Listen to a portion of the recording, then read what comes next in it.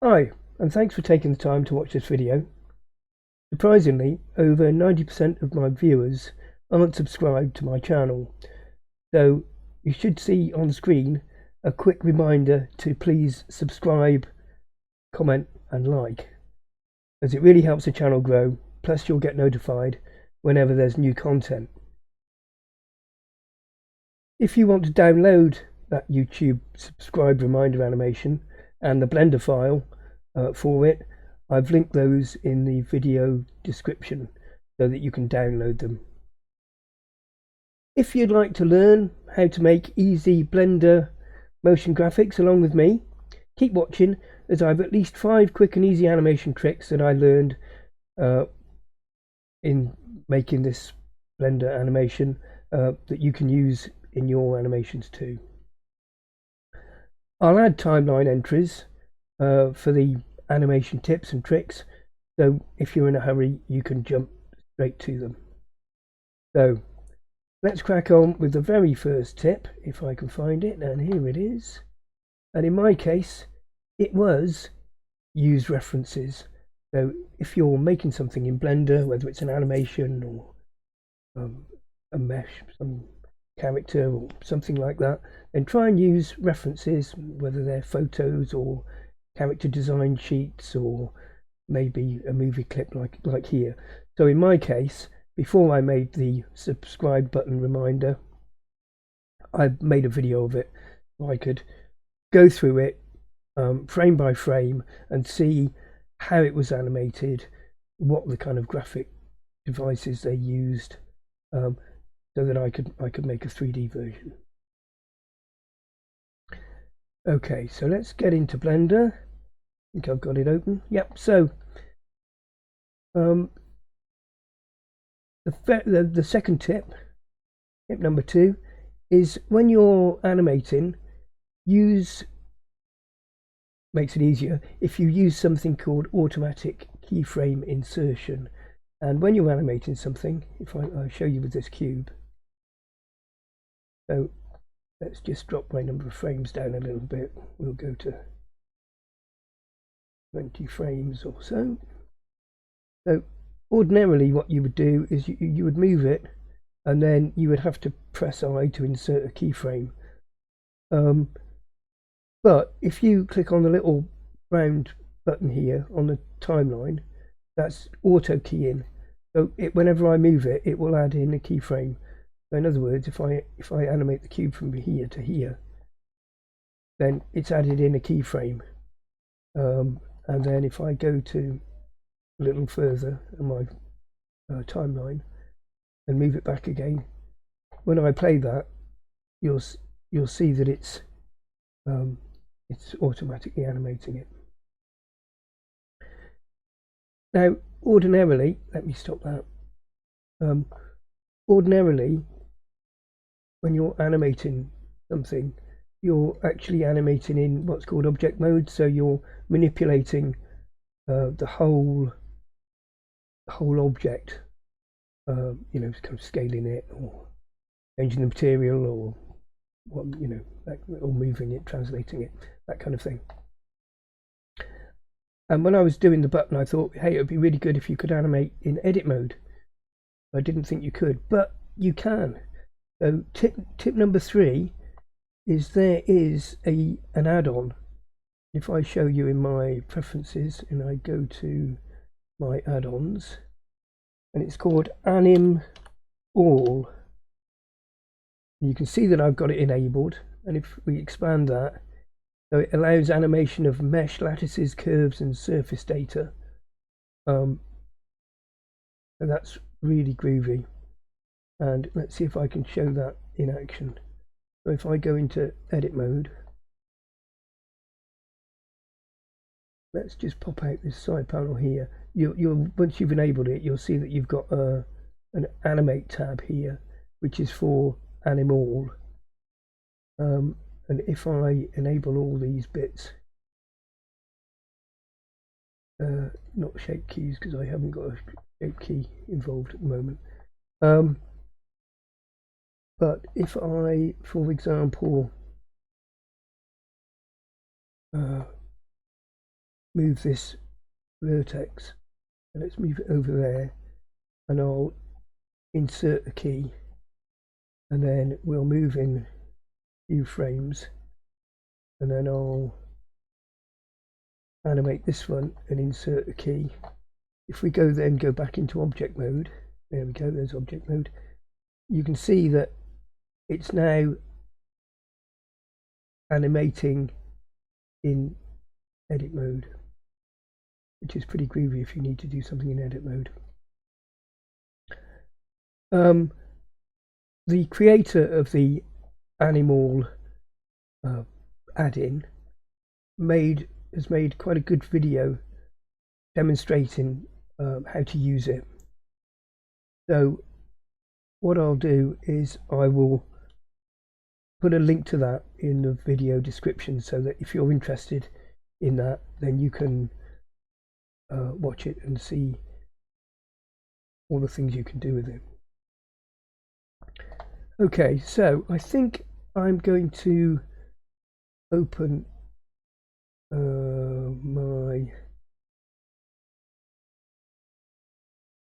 my subscribe file, a button animation file, and the reason I'm doing that is because for my next tip, which I don't know what tip number it is actually, I don't think it really matters. So I was going to show you that when you animate things, I select the example, the subscribe button, put that into colour so it looks a little bit nicer, and we'll make that pretty. We'll make it big up there. Right, so you can actually use the current frame number that you're on in your animation, and the total number of frames in your animation as what's called a driver for animating values. So in my case, you can see that as I scrub the timeline here, I'm using it to drive these from these two values here. I'm using it to drive this color ramp so that it's animated, so the color of the button is animated, and I'll show you how to do that. So for example, if I just clear this value, let's get rid of that one. So let me just delete that. I'll just add it in again. So I'll search for a value. Okay, so currently that's not got any, I could type a value in, but that's not going to help because it's not actually connected to the number of frames. So what you can do is you can actually get your mouse pointer, you can click on the start number, so right click, and you can say copy as new driver, and then click in the value box or right click and say paste driver, and you can see it's gone purple, and select the value to the value, and like that, maybe. Oh, actually I did that wrong. Let me delete that. Let me clear that value. Let me right click and do delete driver. I've copied it from the wrong window, so I should have been on the current frame one. So let's do that. So we copy as new driver, paste it in there.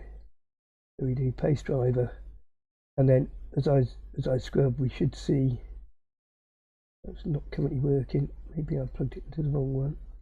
Yep. So there we go. You can see that that's animating using the first the frame number on the colors of the button. Right, okay, so the next tip is adding a child constraint to an object. Okay, this is a good one. when I first started to make this button, as you can see it towards the end of the animation, the button kind of drops down.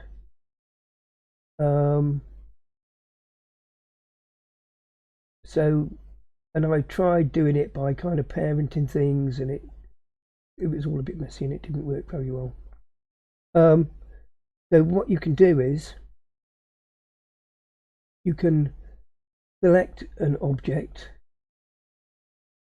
and then you can go to the constraints tab, which is that little gizmo here, and you can add in a constraint to an object. And in this occurrence, what I've done is I've added a child constraint on the subscribe button to constrain it to the grey background, because as the background drops away, so does the button. And the beauty of using child of constraints is you can animate it. So you can see that here on the bottom there's an influence slider. So in other words, if I wanted the background to drop away without moving the button, I can just set the influence to 0 on that particular last keyframe, and the background will drop and it won't affect the button will just stay there. So yeah,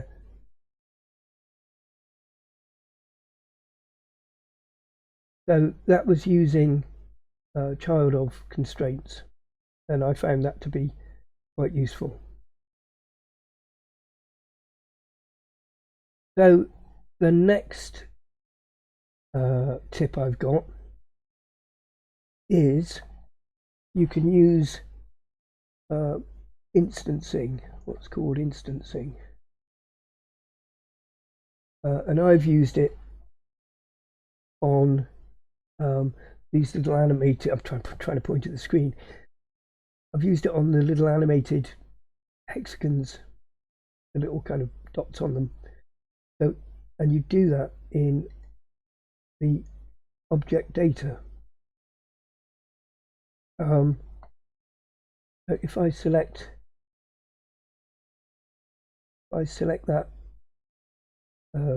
hexagon, you can see that I've instanced the little dot, the little circle on the vertices, on the points of the hexagon.